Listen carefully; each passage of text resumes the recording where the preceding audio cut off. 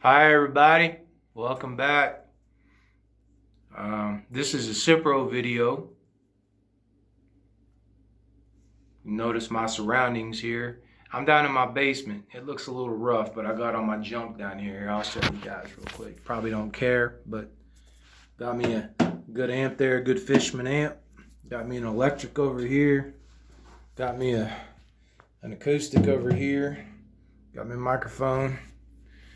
That's for viewing purposes. You never know.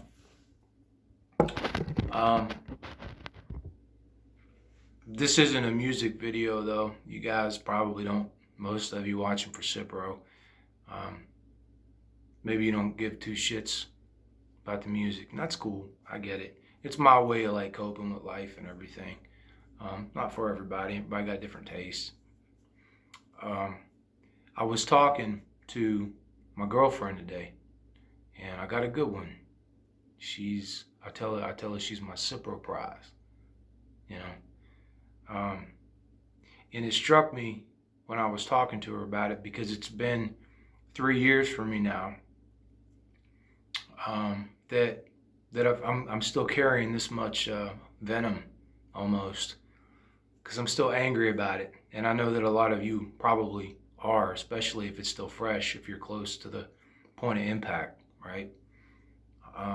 If I'm still carrying this much feeling about it, all of it, then maybe I should speak on it again. There may not be many of you watching, but that's okay, because I think that as the years go on, people will find videos like this one. There are other people that make them. I'm not trying to compete with anybody. Like and subscribe. No, I don't get paid for this. I don't have a bunch of subscribers or anything. I work right now, but I'm able to work again. I'm trailing off a little bit. So what I wanted to do was make a video for my Cipro people to let you guys know that I'm still in your corner, that it's still something that is huge for me. It's not like, because I know the frequency of the videos that I made have dropped off as I get better, and I don't want you to think that well, he got better, he moved on with his life, he's forgotten about it. No, no, no, no, no, no. I continue to meet people, mostly online. Not as many here in the community. I've heard a few stories from various people in the community, but it tends to be, people from around. And I met a fellow online from Florida, and I won't name names, with all due respect. You know who you are. Had noticed some of my videos, was going through some of the same stuff that a lot of us have gone through. And he got some treatment. It's still early on for him, and I wish him the best. But he was watching videos that I made 3 years ago now, and it resonated with him today, which is 2021. So I'm going to keep making these videos, and I don't care how popular I become on Facebook. I'm not making it for that reason. I'm making it because if there's 5 of you out there that are going through it right now, maybe it'll provide some support. Maybe it'll provide some answers, because somebody has gone through it a couple years before you. It doesn't make me better than you. It don't make me anything. It just means that it happened to me in 2018. So maybe it's happening to you now. So what I want to do is share a story. I don't prepare a lot of material for this stuff, but I want to share a story because it was July 4th weekend here recently. I'm in Western Pennsylvania. The neighbor put on a big show and a lot of fireworks and all that. It was wonderful, And I'm up on my feet. I work. My girlfriend had her family here, or people come to visit, and one of the neighbors was putting on a display, and we had a few drinks, had some food, had a good night. Everybody still has their fingers, all right?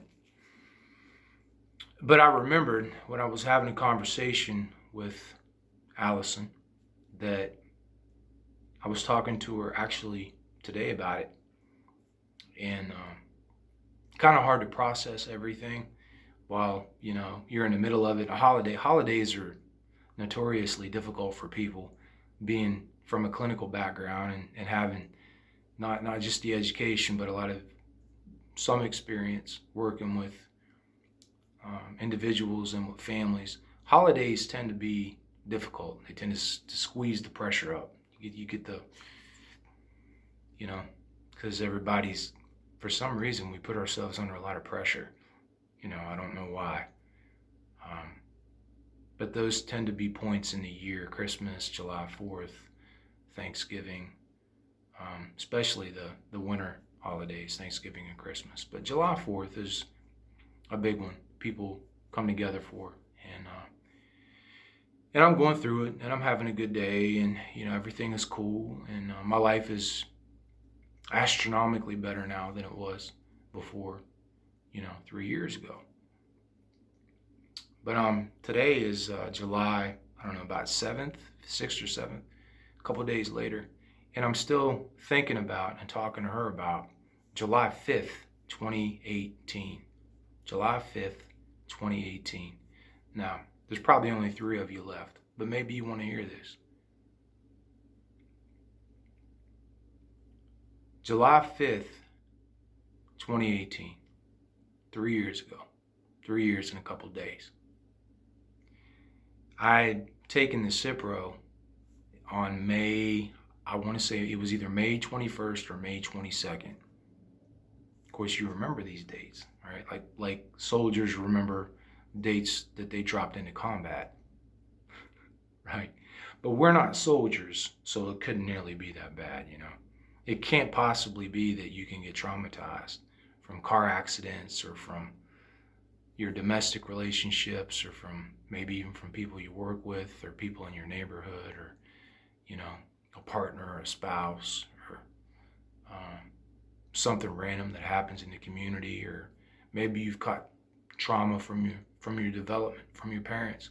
You know what? Here's the FYI. I appreciate that soldiers go into combat situations and get traumatized, but it's way past due in this country, way past due, the United States, for people to get caught up on mental health. What do I mean? First of all, dropping the stigma around it. And number 2, recognizing that when it comes to something like PTSD, that regardless of how it's caused, regardless of the source of origin, the effect is the same. The effect on your brain is the same. The psychological or psychiatric features of the trauma are the same. So if you're out there in a tough situation or something's happened to you, I understand that. For the sake of this video, we're talking about pharmacological induced trauma. We took a drug and it poisoned us. That's a fact. People can think or say what they want, but it's the truth. For some of us, fluoroquinolones are a no-no. And I'm not going to get into the whole, I don't want to use the word conspiracy because it's such a buzzword, and it's really not a conspiracy. We have a for-profit healthcare system in the United States. I don't care if you're Democrat or Republican. It's going to affect you. And the quality of care that you get is contingent upon the quality of the insurance, which means the quality or the your access to resources. Is that a nice way to put it? If you're poor, you don't get very good medical care. That's what it means. Okay? So when all that had happened to me, I was on the state stuff here in Pennsylvania for Cipro. Maybe I've lost a few of you, and maybe I'm trailing off a little bit. Never mind all that, right? Never mind that. Being gaslit by the medical community that poisons you when you go to seek treatment for the poison is a beautiful, beautiful dark comedy. That's Shakespearean. That's good stuff. You could make a lot of money. Anyway, writing stories about that because it's got a beautiful, it's just beautiful. It's twisted right out. July 5th. What was going on July 5th for me? Why am I making this video? Number one, to let you guys know that are going through it now, and if you're new to the channel or you're new to my videos, to let you know that at 3 years, you're not forgotten. I haven't forgotten what happened to me. I will never forget what happened to me, ever. It was a watershed moment in my life that will never be forgotten and has permanently changed me. In some ways for the better. But physically, I'm not what I used to be. I still carry remnants of the trauma from it, from being poisoned by a drug, from trusting something and having it nearly kill you. It causes a trauma response, right? It takes a long time to get over that in some cases. So, July 5th was, I had gone to the hospital. I think I just told you that back in May. This is going to be now a story about one of the darkest days of my experience when the symptoms had peaked and the destruction was seemingly total. I was near death. My skin was peeling off my fingers. I was down to about 165, 170 pounds, which is 60 pounds lighter than I am now. I done put too much weight back on. I'm recovering, but at that point for me, I'm 6'2", 165, 170 pounds. As a skeleton, I look like a cancer patient, like I was taking chemo or something. People that had known me, that saw me, didn't recognize me. They were alarmed because I had lost so much weight. I looked like I was in a concentration camp. It was bad.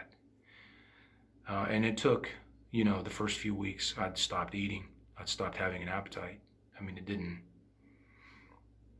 I was scared to death to eat, honestly, for other reasons, but because I was afraid that anything I was putting in my body at that point would make the reaction worse. My body was telling me, stop everything, lay down and stop, and die, possibly. But I didn't, but I almost did. July 5th, so that was about 5 to 6 weeks after I took the Cipro while I was simultaneously prescribed steroids. FDA, hey, maybe, you're super bright physician's assistant or a doctor, and you guys have done so much organic chemistry and molecular biology, and you've done all these wonderful equations, and you've passed your MCAT to get in the first place, and your undergraduate grades was, wow.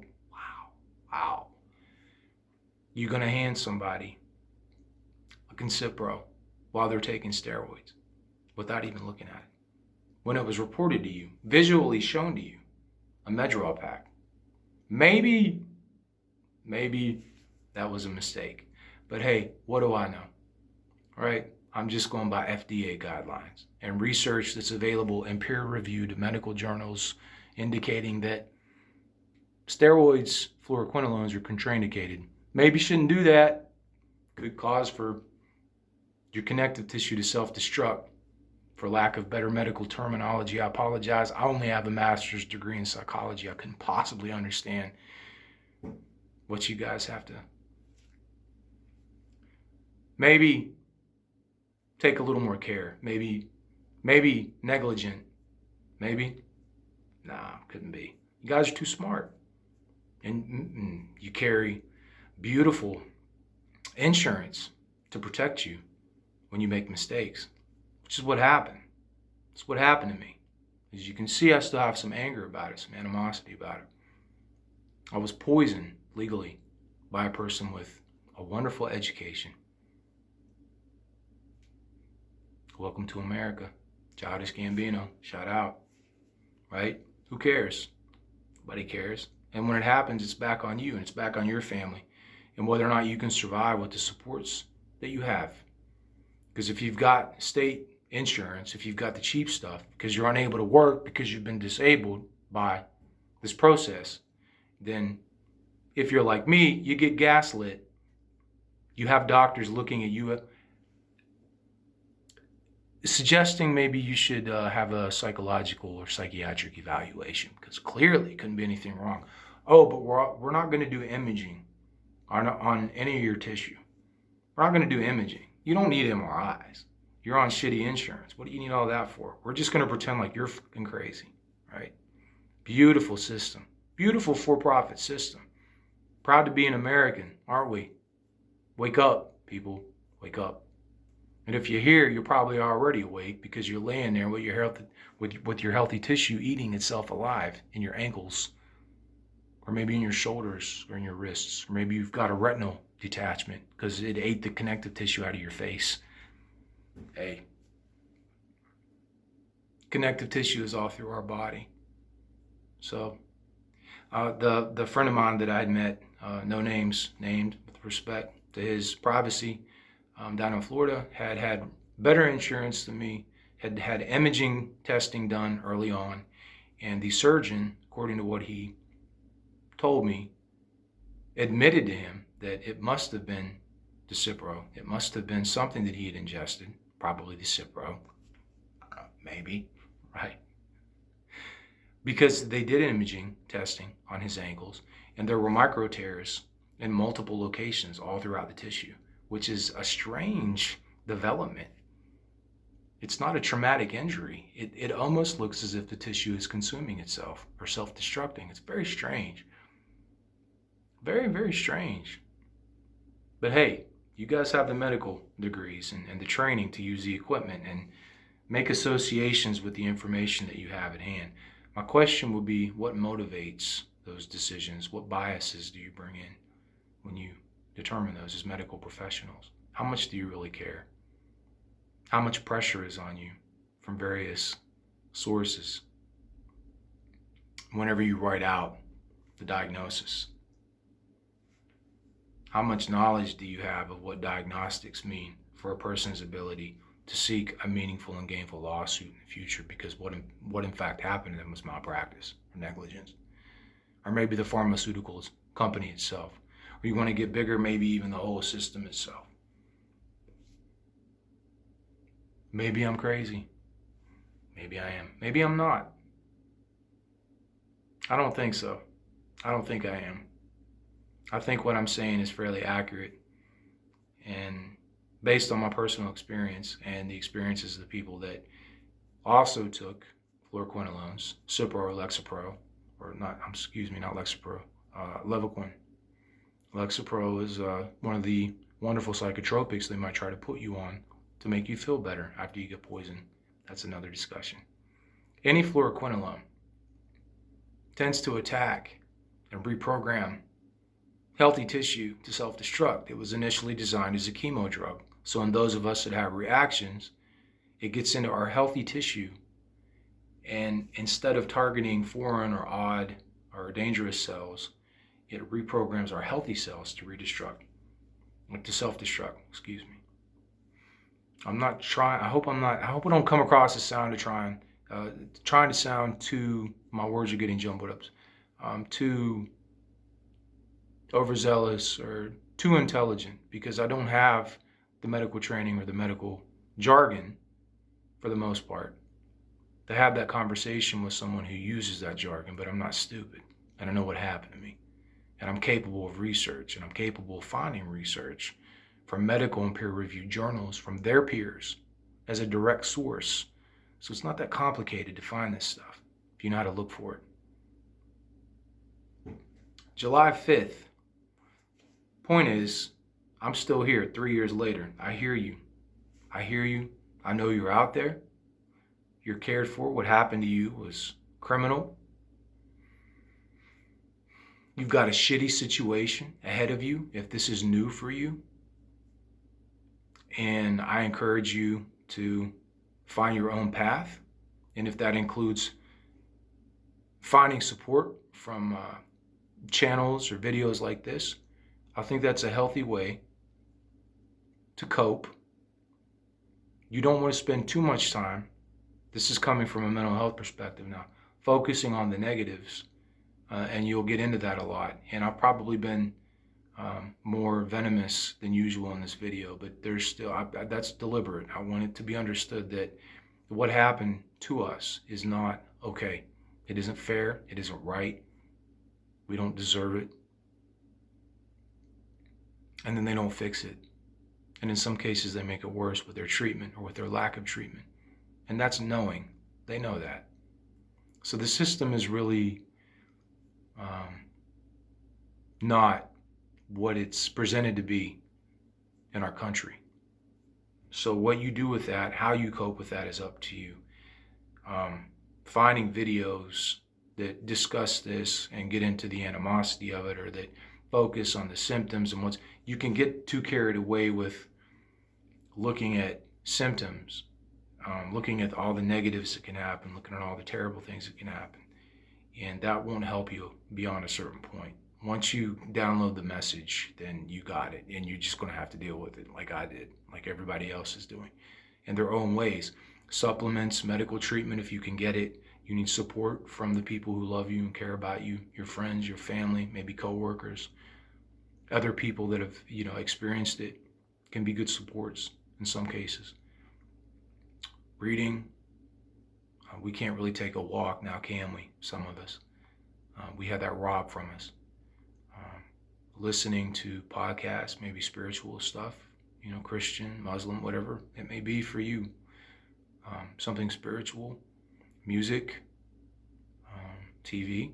You have to find ways to cope with and accept where you're at with it. I'm still coping with where I'm at with my limitations at 3 years. A lot of people probably don't want to hear that. And I don't blame you, because I know I sure the hell didn't want to hear it when I was a couple months in, and I'm listening or reading from people that have been going through this for 2 or 3, 4, 5, 6 years. That was incomprehensible to me. But here I am, anyway, me, at 3 years, and I still have limitations physically. I'm functional. I look normal now. I can work. I have no limitations that keep me from being able to shop and work and take care of my house and so forth. But I can't go run 4 miles like I used to, and it's not because I'm 42 at all. If you've watched any of my previous videos, that I was, physical health was important to me, and running and lifting and playing basketball was a part of my whole adult life. And I had no medical history up until I was 39 when all this started happening.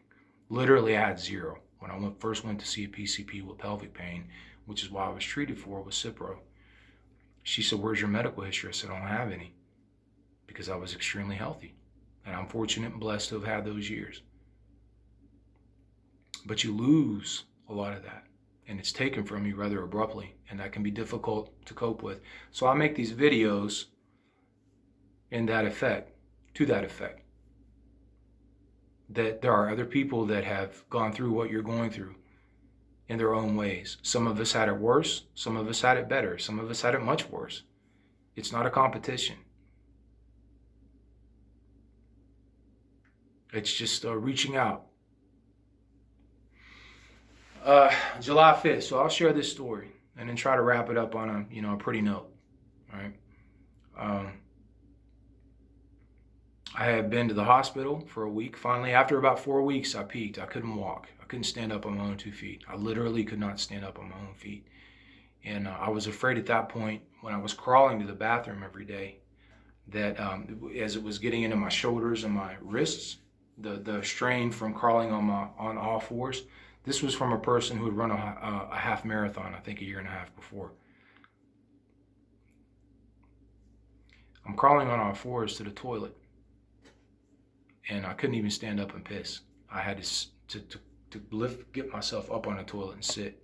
I couldn't even. I didn't stand up and piss for 4 months. I couldn't stand on my ankles.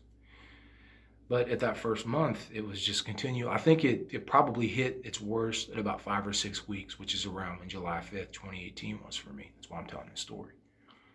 At the 5th or 6th week, by that point, I had been to the hospital for a week. They blew me off, didn't do any imaging, told me that I needed a psych evaluation. Everything's fine. They had me up on my ankles trying to do physical therapy had 2 grown men on each side of me trying to stand me up and walk me around the hospital and up and down the steps. but they never did imaging to see if I had tears in my tissue. They just, it was completely batshit. And then they sent me back home, and I couldn't even take care of myself. So it was a nightmare. You'd gone to get the help, hopefully some kind of answers or help from people, and they blew you off and sent you home. So here I am, peaked 5 or 6 weeks, July 5th. After this whole experience, being at the hospital, I've never stayed in a hospital that long in my life. I had no medical history as an adult. Kind of a significant thing for me, I had no medical footprint. And I worked in social services. I've helped poor people. I've helped single mothers. I've helped with homeless people. I've worked with families. I've done all kinds of different work with different populations. And I had no medical footprint. And that's how I get treated, because I'm on the state insurance. Okay, got it. Message received. Loud and clear. So, July 5th, I was laying in bed flat on my back. If you've watched any of my other videos, you know that I couldn't move off my back, literally, because the tissue damage was in my chest and in my groin. And I was literally trapped on my back. I couldn't lay on my side, couldn't lay on this side, I couldn't lay on my stomach. I was literally trapped on my back for a summer.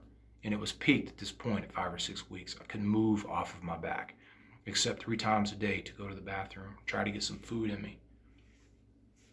I didn't stand, I didn't walk, I didn't get off the bed, I didn't get off my back. And my phone was my only company, and I was having trouble operating it because it was in my wrist. And that night, I knew that I had to go to the bathroom again before bed because I didn't want to piss myself or shit myself. And I had to roll off my back. I was laying on a mattress on the floor. I didn't even have a bed. I had a mattress on the floor. I had to roll on my side, off my back, kind of slide down, because I would pop a pillow up behind me on the bed and lay flat on my back. I had to roll over and like group my legs around and get them on the floor and try to get down on the floor and crawl on hands and fours to the bathroom. And the pain was at like a 9.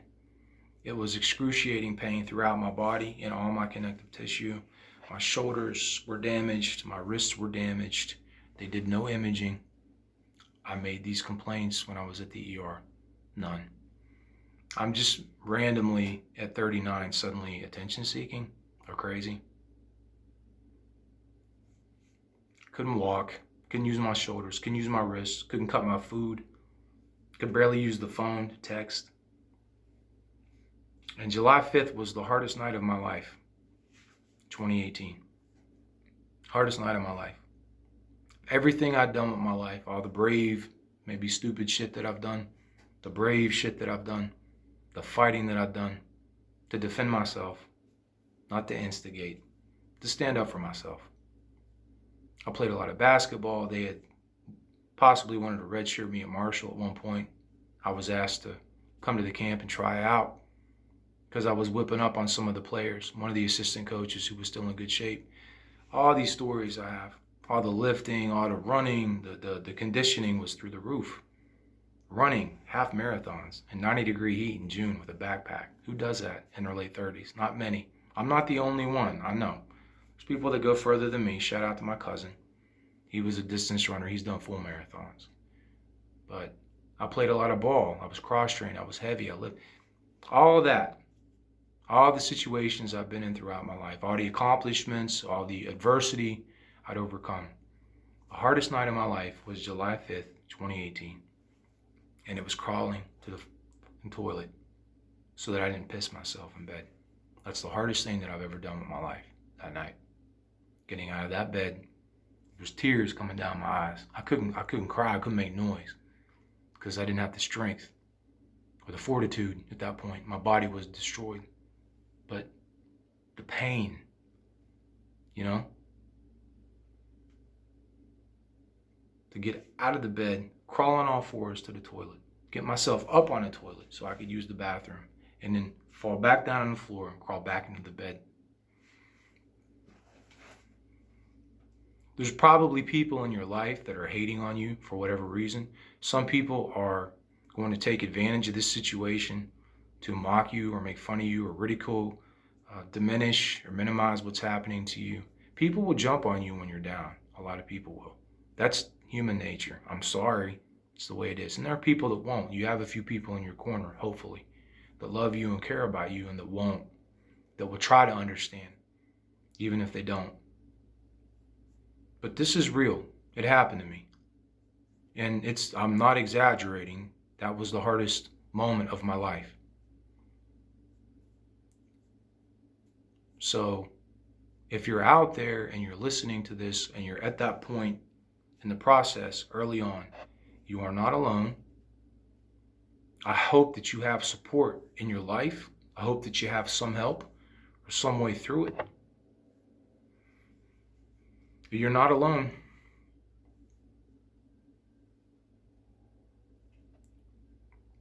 And that was really the only point that I had to make this video. I'm working.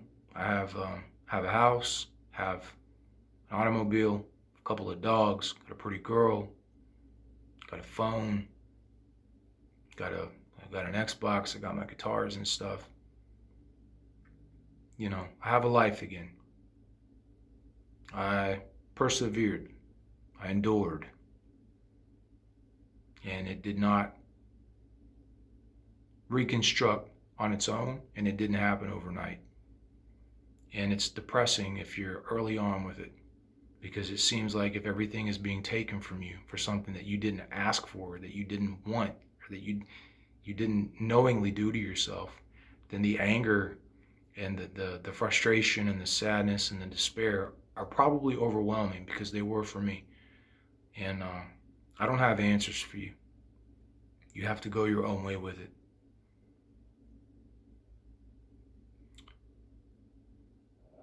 For some people, my girlfriend's brother had multiple sclerosis, and he was in his, I want to say, mid to late 30s, and he took his own life last year.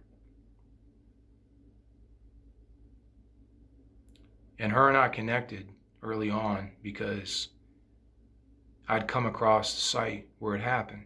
And I don't want to make too much about that event, because I'm not I don't know, virtue signaling, or so. I don't want it to be taken that way. But her and I connected in a way because I felt like I understood his decision, what he was going through, and why he would have done it. Because in his case, you know, he had a lot of the pain and the functional limitations, and then he was getting reports from doctors that it wasn't going to get better. So that's something that's frankly understandable to me, and it's unfortunate. And I'm not. Well, let's just put it this way: if you're watching these videos and it's as bad for you as it was for me, or as that it can get for some other people, then please feel free to comment, to reach out.